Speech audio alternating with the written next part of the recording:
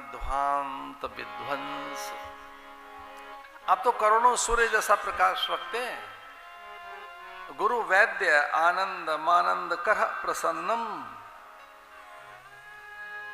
आप आनंद दाता हैं, सच्चा वैद्य गुरु बताया।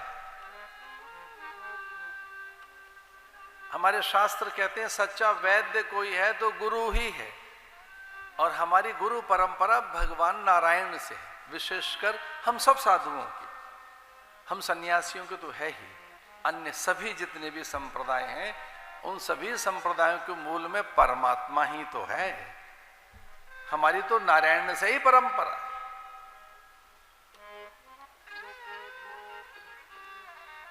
शरीरे जर्जरी भूते व्याधि ग्रस्ते कलेहे वरे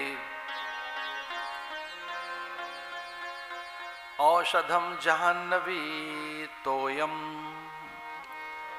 वैद्यो नारायणो हरि।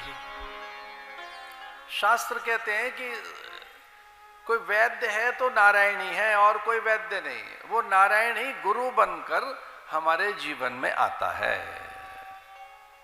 कृपा सिंधु नर रूप हरि महामोहतम पुंज जासु वचन रवि कर निकर।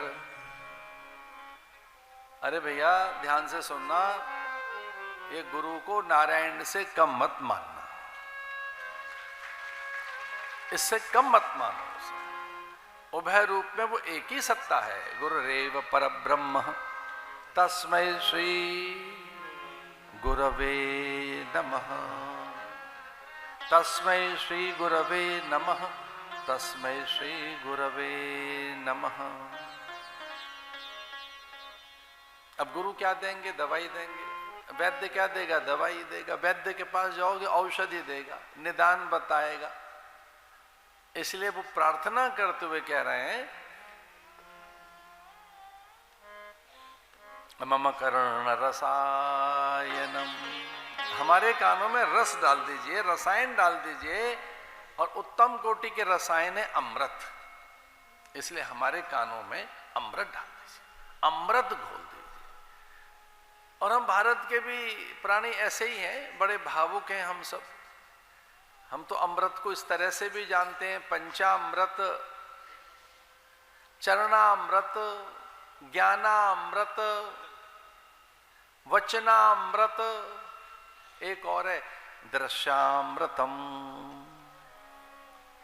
जहां भारत के लोगों ने कल्पना की अमृत की 5 चीजें मिला लो, पंचामृत हो गया। महापुरुषों के चरण धो लीजिए, चरणामृत हो गया।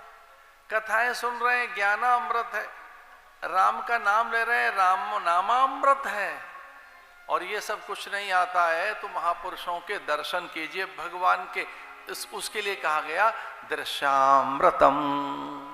दृश्य से ही अमृत की प्राप्ति होती है, दृश्य से।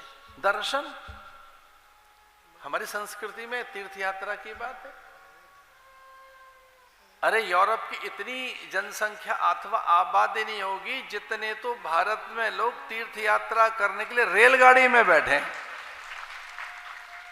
करने क्या जा रहे हो भाई? दर्शन करने। बोले दर्शन माने क्या? अरे बोले 4 धाम जा रहे हैं, 12 ज्योतिर्लिंग जा रहे हैं, तीर्थों में जा रहे हैं, सप्तपुरियों में जा रहे हैं। अभी कहाँ निकल रहे हो? 4 धाम, बद्री धाम, केदार धाम, गंगोत्री, जमुनोत्री। इधर कहाँ? बोले रामेश्वर और द्वारिका। उधर कहाँ? इधर उधर। भारत की रेलगाड़ियों में ठसाठस यात्रियों की भीड़ है। पूछो करने क्या जा रहे हैं? दर्शन करने जा रहे हैं।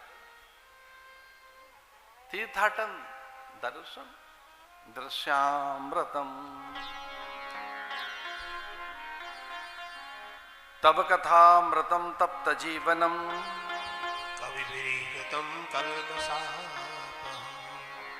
तब कथामृतम।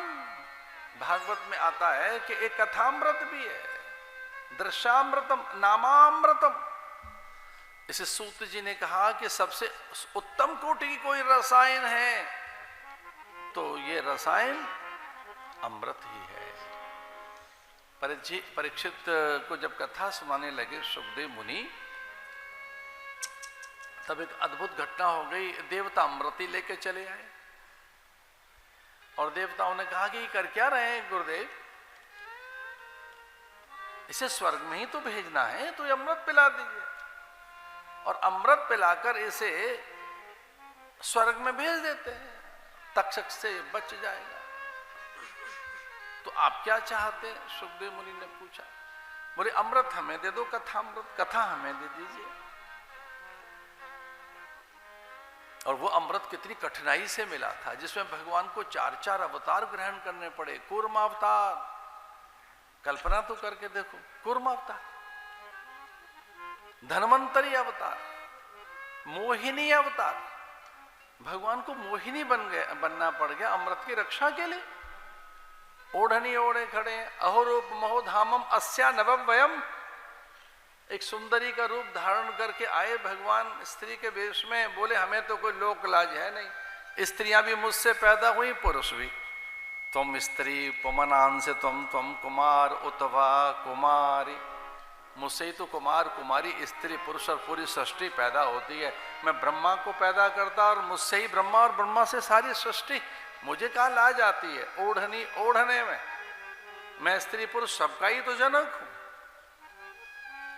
पर भगवान धन्वंतरी बने उस अमृत की रक्षा के लिए।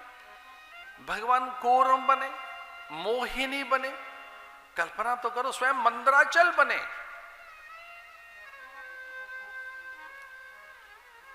तो कितना अधिक भाई वो अमृत विशेष रहा होगा। ऐसा तो था नहीं सामान्य अमृत जिसके लिए भगवान स्वयं प्रकट हुए। पर कथा के सामने वो अमृत भी बड़ा न्यून सा है।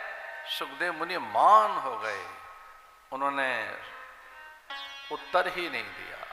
मौनम, जैसे यहां अस्वीकृति नहीं, अस्वीकृति लक्षणम। भगवान मौन हो गए सुखदेव मुनि। देवता निराश होकर चले गए। लेकिन देवताओं ने पूछा एक बार कि मारे हुआ क्या? हम तो परम अधिकारी हैं। अगर परम अधिकारी न होते तो हम स्वर्ग में कैसे जाते? हम परम अधिकारी हैं तो परम अधिकारी को तो वस्तु मिलनी चाहिए। पर सुखदेव मुनि ने कहा परम अधिकारी होकर भी लेन देन कर रहे थे, विनिमय और वाणिज्य व्यापार कर रहे थे। आप कह रहे थे अमृत इन्हें दे दो, कथा हमें दे दो। लेन देन का नाम कथा नहीं है, विनिमय और वाणिज्य व्यापार का नाम कथा नहीं है। ये तो अनुग्रह से ही प्राप्त होती है। तो सच मानिए कथा की ऐसी महिमा।